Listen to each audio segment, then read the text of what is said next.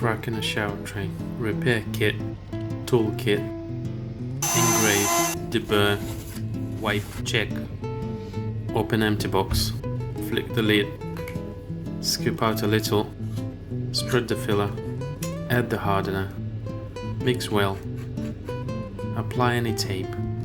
Cover area around the crack. Press it down. More tape. More tape.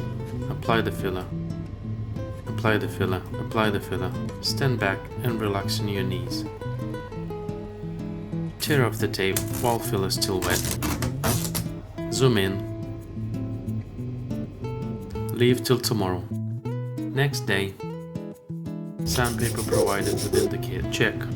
Satisfactory. Prepare the working area. Paint count from the kit. Spray 2-3 coats.